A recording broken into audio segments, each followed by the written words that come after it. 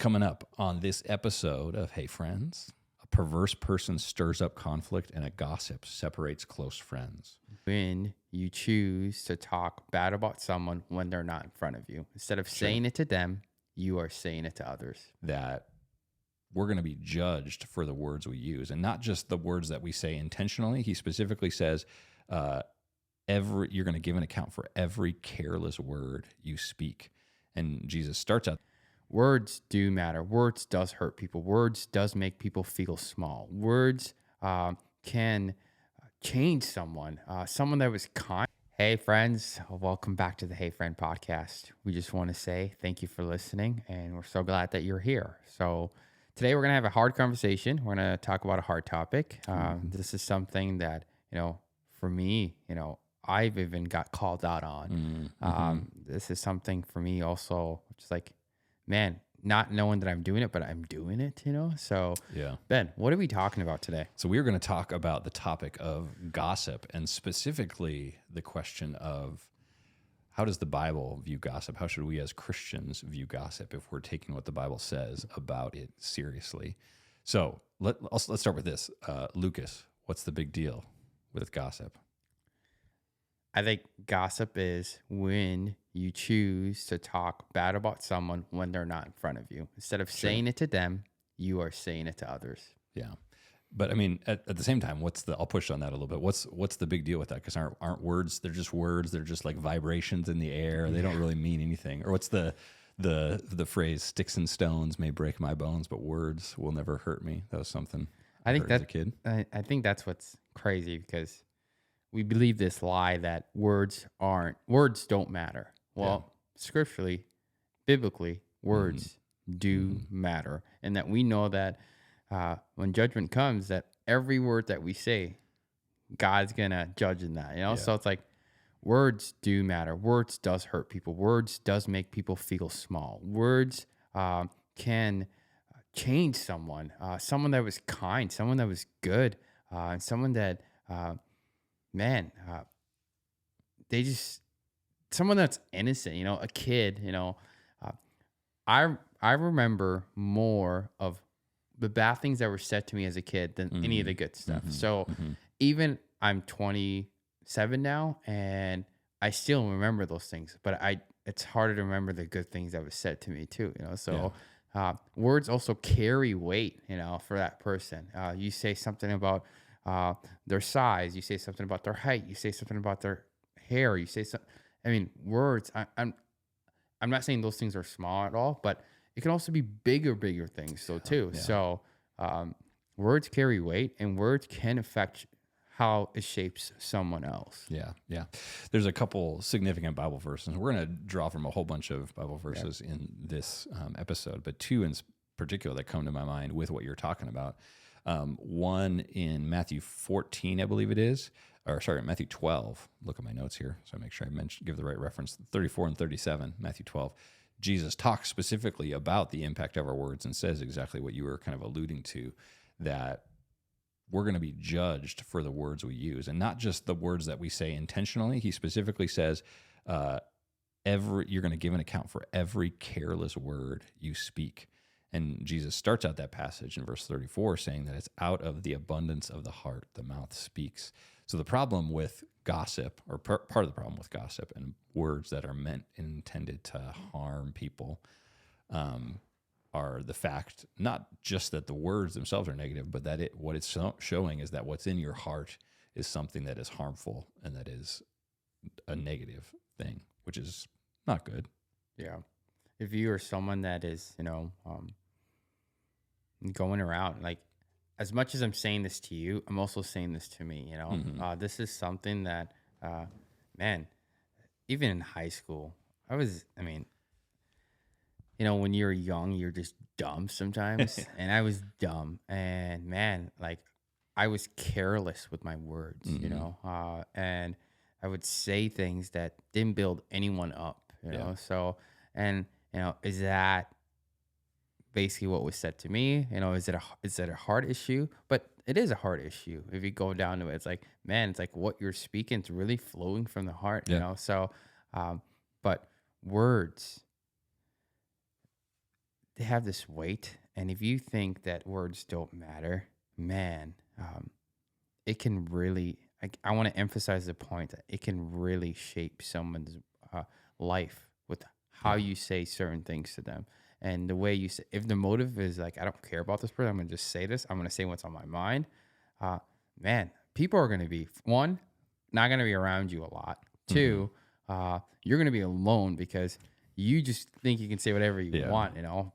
But gossip, I think, gossip has hurt me the most. Of like when someone that was close to me was talking about bad about me, and they never. And the thing could be true. Like the thing that was happening could be true, right? But they never told me. They started telling everyone else. I was like, wait a minute, like talk to me first, you know.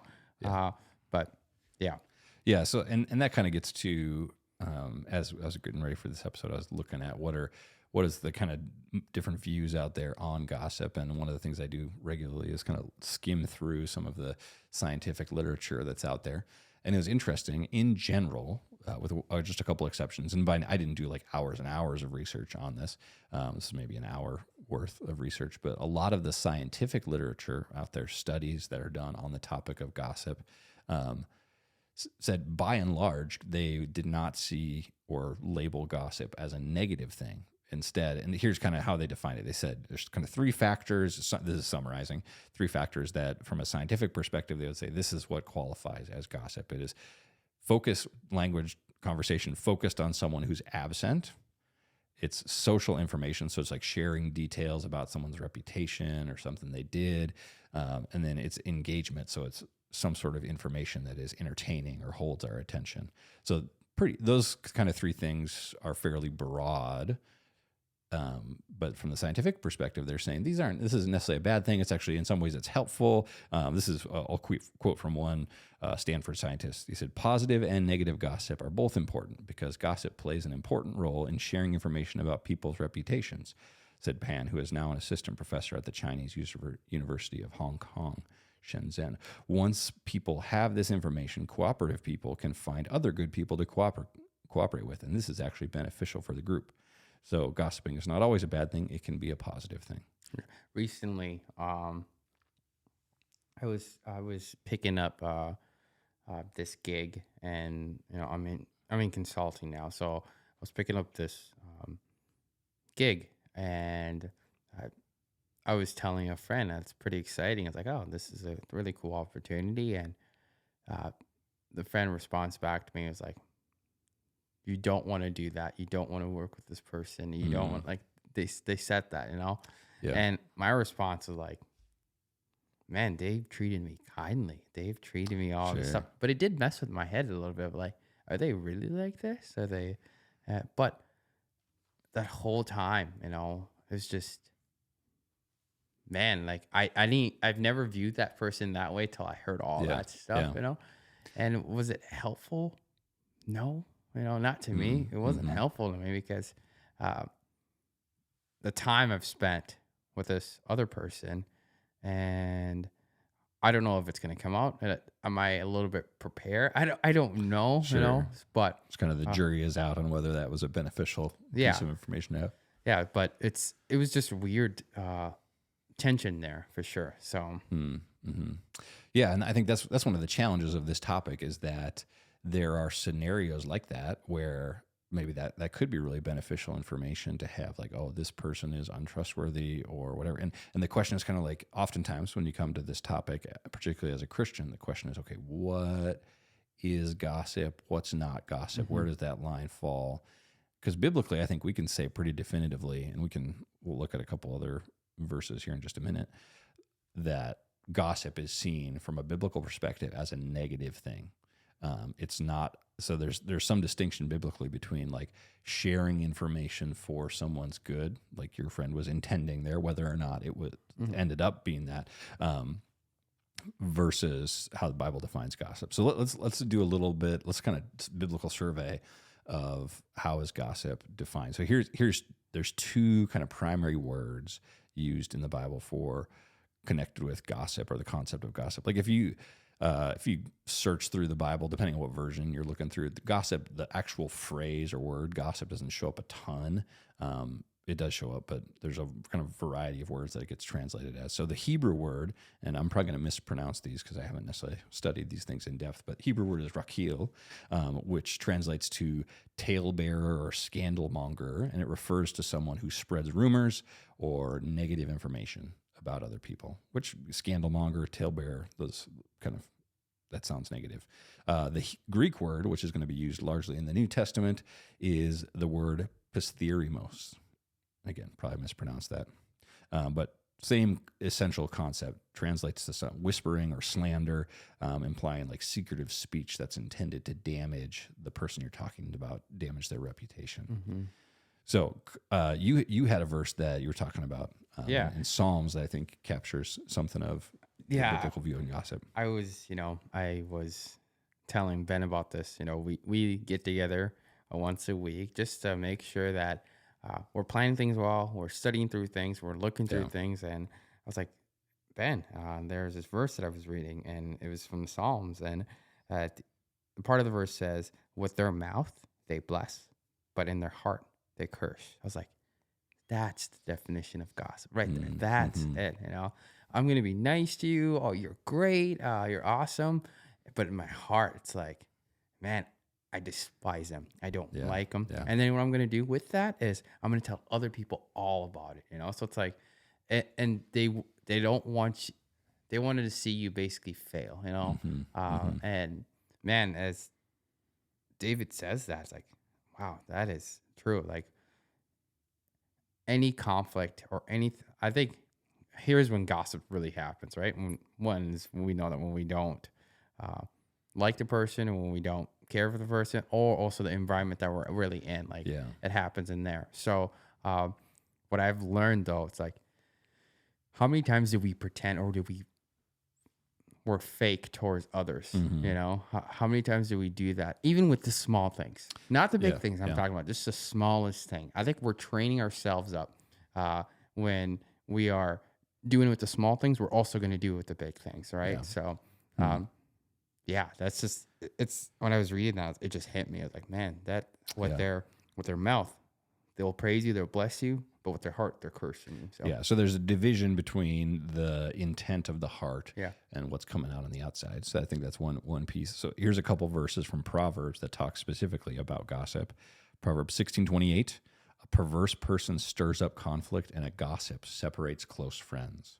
So someone who's gossiping, what ends up happening is it separates close friends when you have someone gossiping.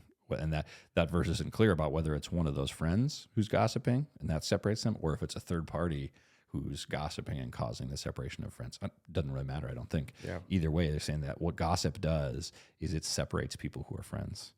A couple chapters later, Proverbs 18:8 says, the words of a gossip are like choice morsels going down into the inmost parts. So there's a sense in which gossip is something, I think this is, in my mind, this is kind of the distinction for me when I can tell I'm in a conversation or am like talking in a way that's leading towards gossip. If there starts being this kind of sense of like, ooh, this is some savory information, or what's the phrase that's popular in these days? Spill the tea. Yeah, that's where, right. I don't know if that's popular anymore. It's out there on the internet. We'll use it. But right, the idea is like if you have tea, right, you're kind of sipping it, like, ooh, this is nice. Like, it's interesting. And in my mind, that's a good indicator of whether I've shifted from just like, hey, this is some information you should know about this person because this is good for you to be aware of, like your friend telling you about this potential business partner or whatever. Our client, versus like, ooh, I'm sharing this information because there's a sense of like, what is the word? Like choice morsels. I'll do two more from other sections of the Bible. Leviticus 19:16.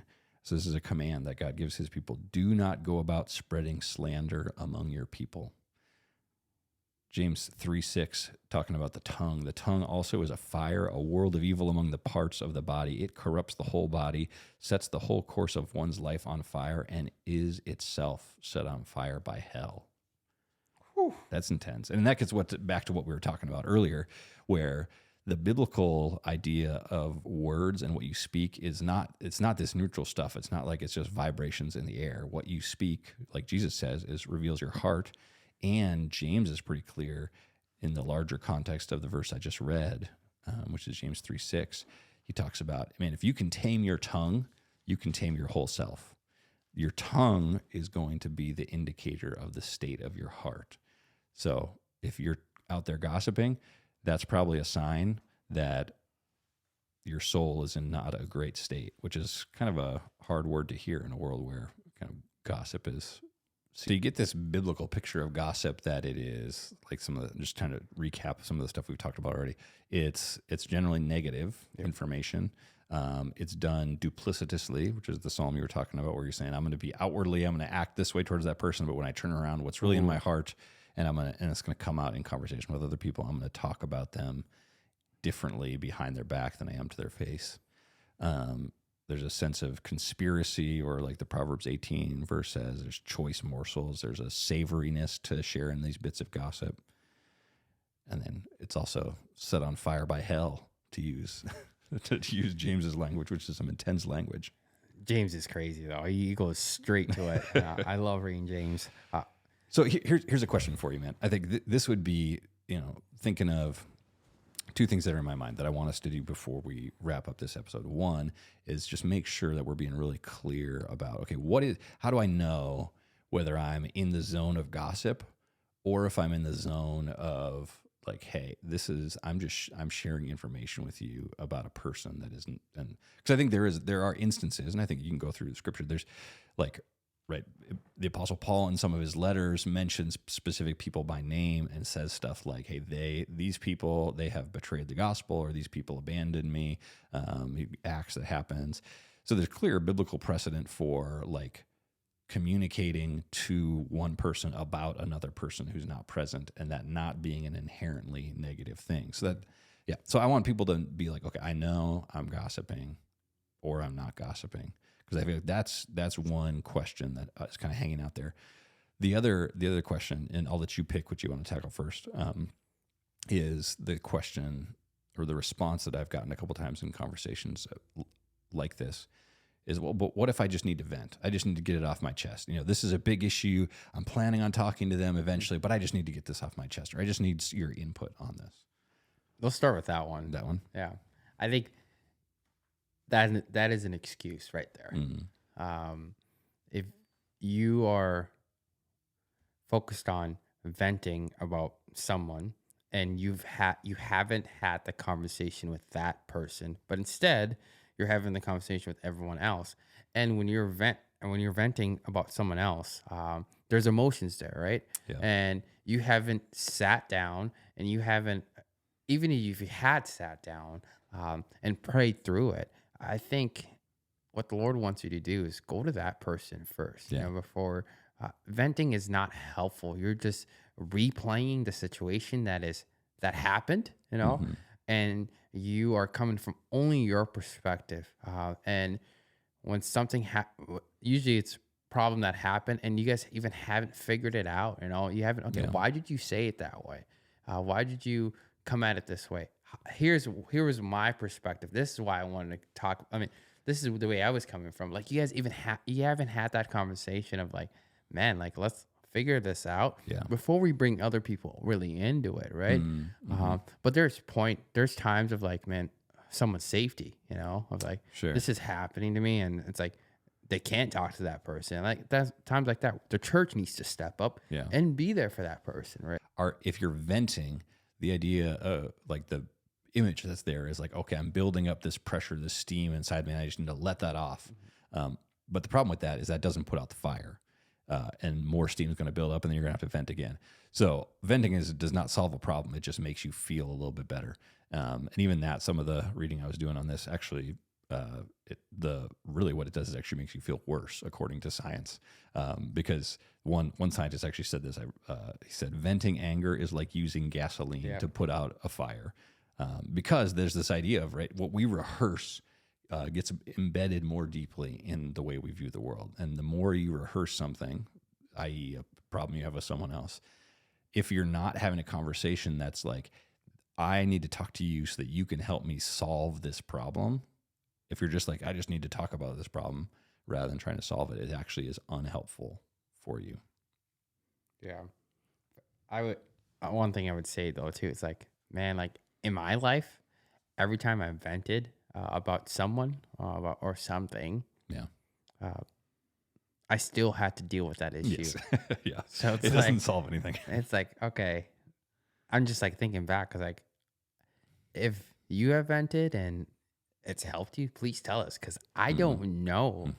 For me, and people that are close to me, like, I don't know if it's helpful to them too. Yeah. So, Yeah. Here's a tip that I think is a good one in this case, because sometimes there is something helpful about, right? You have all these thoughts in your mind about a scenario. Maybe you're in conflict with someone and you feel like, man, my brain is just spinning around this thing as a problem I've got to solve, but I don't know how to solve it.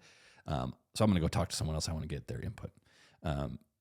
I'd say prior to that, try this so that you're not moving across the line into gossiping. Try sitting down and actually like writing out your thoughts on this. Like, just do a bullet point list, say, bam, bam, here's, I'm angry about this. I'm frustrated about this. This person, I think they did this. I know they did this. They said this, and bullet point list it all out there, put it on paper. And there's something incredibly powerful about taking it out of your mind, putting it on paper or on your tablet screen or whatever it is, and seeing it external of your brain. That is going to help you process that. And that may be a helpful kind of intermediate step before going and talking to someone else about something. And then I really believe biblically you are called, like we're talking about, to go talk to that person first before you go and share with a bunch of other people. Mm-hmm. How about times that, I keep going back to this area, like how about times for like safety, if that person's not safe? Yeah.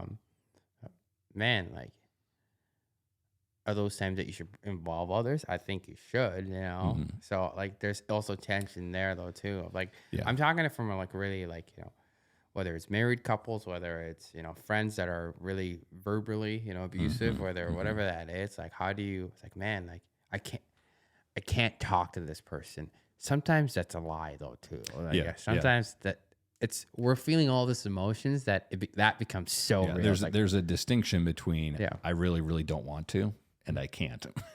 I think the distinction I would make, and we kind of already mentioned this, would be like, hey, if you're going to talk to someone else or recruit, are you talking to them in order to have them help you solve the problem? Or are you just talking to them because I've got this pressure built up inside me and I need to let it out? Yeah. Naturally for us, it's just to let it out. Yeah, that's kind of the default. That's the easy mode. Yeah, that would be my key distinction. All right, let's talk about the second one. Okay, so second one was let's be clear. How do we know whether we're in the zone of gossip versus the zone of maybe sharing just social information?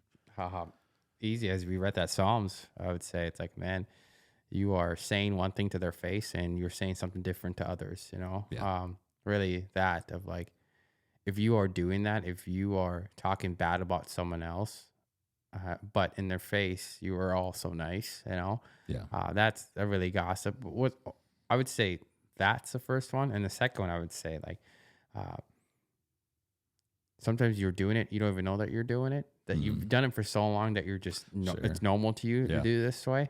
Like, man, like, I would really just pause in your life and say, all right, am I doing this to my friends? Am I doing this to my family? Yep. Am I doing this to my spouse? Am I doing this about my church? Anything, am I doing this? And because negative talk, not helpful, as we know. Yeah. And we are supposed to build people up. And if you are choosing to tear someone apart, I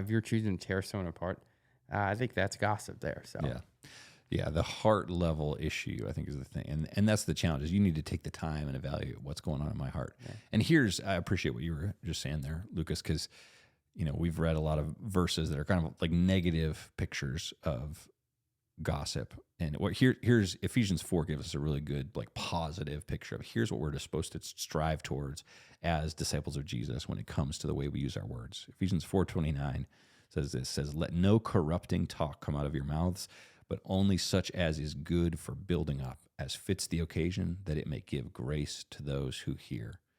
So I think biblically, you're not checking the box on anything if you're just not gossiping. You don't want to gossip. Biblically, that's a bad thing. What you actually need to strive for is to get to the point where what I'm thinking about before I speak is, man, are the words I'm about to say, are they going to be building up to the other person? And are they going to give grace to all those who hear them? And I think that's the question we need to ask ourselves in any conversation before we speak, and make sure that's what we're doing, how we're living, how we're talking.